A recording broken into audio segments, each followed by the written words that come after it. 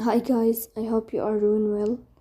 Today we will talk about how to fix or how to solve the problem of offline on the application of Microsoft Teams. You will go here to settings. In this page, you will go to apps, default apps, app settings. In this list here, you will search about Microsoft Teams and you will click in this page. Then in this window you will find here app info and you will click on first stop. Then you will click OK.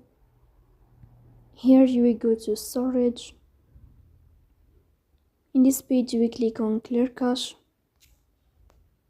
After that you will go to Play Store. You will search about Microsoft Teams.